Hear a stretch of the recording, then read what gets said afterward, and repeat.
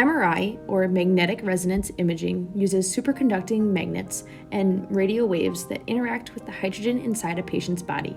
Therefore, it creates a signal that produces highly detailed images. Because MRI does not use ionizing radiation, like X-ray and CT, it is much safer. When it comes to pregnancy in MRI, there are no known long-term effects. However, if you are pregnant or think that you may be pregnant, let the technologist know before you begin the exam. It should still only be used if the benefits outweigh the risks. It is also important to note that these magnets are always on. For safety reasons, this is why we have marked zones restricting access to areas around MRI scanners.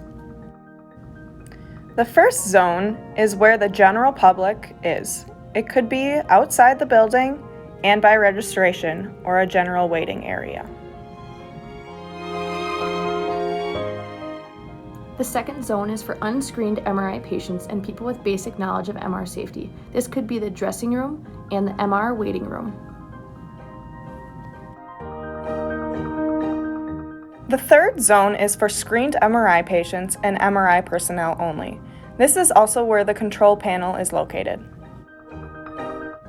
The fourth zone is for screened MRI patients under direct supervision of trained MRI personnel only.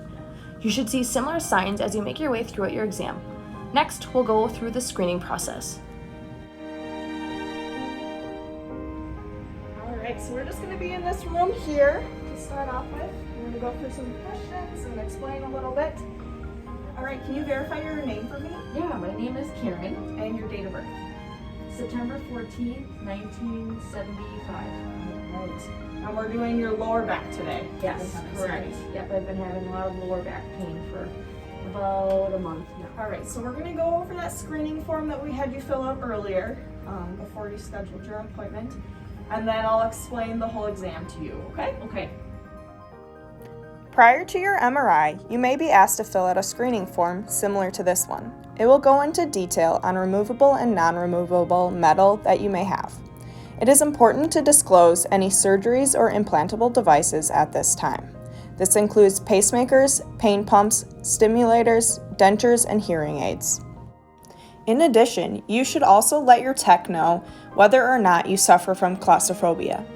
This can be a very common fear when encountering MRI because of the small space.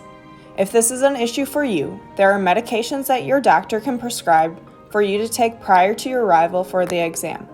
In fact, 1 in 20 patients require some form of mild sedative for their MRI. However, most patients, when they know what to expect for their MRI and are prepared, they are able to complete the entire exam. Okay, so this is what you're going to expect. So we're going to get you all changed, and then I'll bring you into the room. We'll get you laying on your back on our table. So I'll give you a cushion for underneath your knees just to help you be as comfortable as you can. Because this exam is going to be about 45 minutes, a series of different pictures. And then I will be giving you earplugs and headphones because the machine can be really loud. One of the most common characteristics of MRI is the noise. Depending on the strength of the MRI scanner, double ear protection may be required. MRI's fast-changing magnetic fields can generate quite a bit of noise, like loud knocking or tapping sounds. This noise can be equivalent to 110 decibels, similar to a rock concert. Thus, the reason for earplugs in addition to headphones during your MRI. However, most facilities allow you to pick music to listen to throughout your exam. This is an example of what you might hear.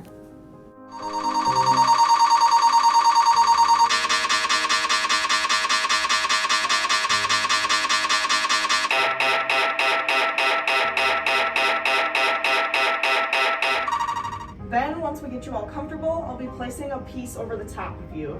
It won't be too heavy, but it helps us get those images. And then, once we start the exam, I will go behind the panel and I'll be able to hear and see you the whole time. So if you need anything, just holler out and I'll be right there. And then, while you're in the machine, your back can feel warm. This warming is caused by the radio frequency energy and magnetic fields that are changing, and over time the energy given off can cause heating of the surrounding tissue. At this point, I'm going to have you change.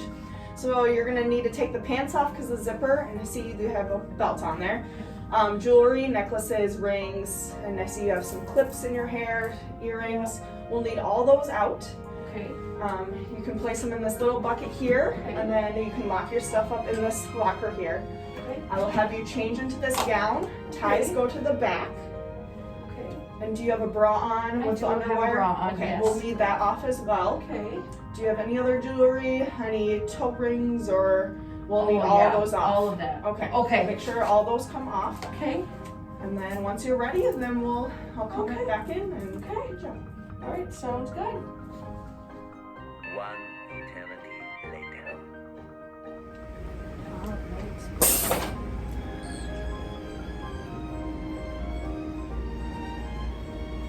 So we're gonna have to stop here with the wheelchair because there's this thing called the 5 Gauss line. So if the ferrous material gets any closer to the machine, it will get pulled in.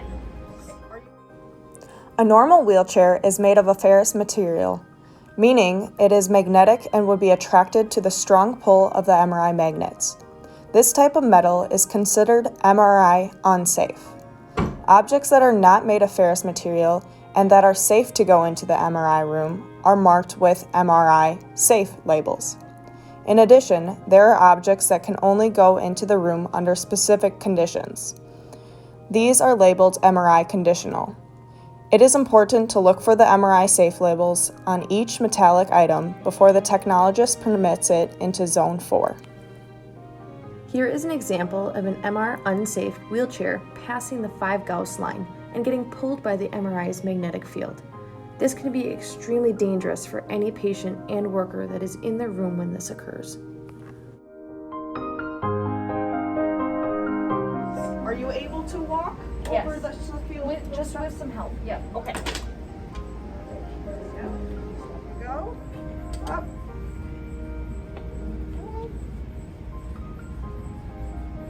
All right. Sit here, head on the pillow. I'll get this cushion for you underneath your knees. Up. Okay. All right. So I'm going to give you these headphones. You can put those in. You grab the headphones here. Put this on. What kind of music would you like to listen to? Some heavy metal. Heavy metal? All right, this is an emergency button. Just squeeze it, and I'll know to come in here if you need to come up for any reason. Okay. And here's that piece that will set over the lower back here. Feel okay? Yep. All right. Here we go.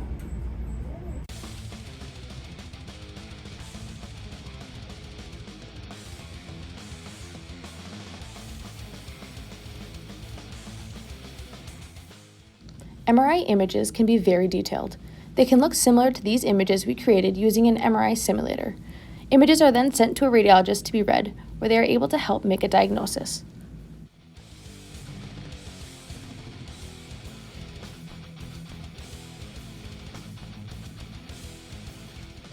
Important thing to note is that a majority of MRIs are done with the addition of a contrast agent that is administered through an IV.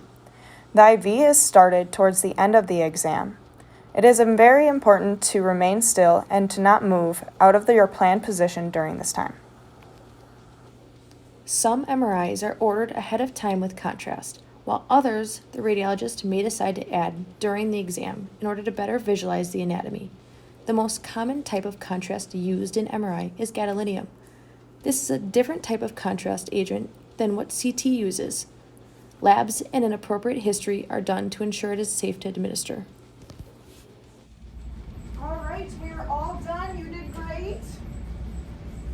Awesome. Take this off here. Thank you. Yeah, how was that? Oh, it wasn't as bad as I thought it was gonna be. I almost took a snooze. Sit up, take your moment there. Okay. All right, you can head out. All right. Thank you so much. In conclusion, MRI is a complex system using strong magnets that increase the safety concerns with it. That is why there are zones that restrict who can access MRI areas and strict screening for each patient. Overall, we hope you enjoyed this video and were given a better understanding of what to expect on your first MRI. Thanks for watching!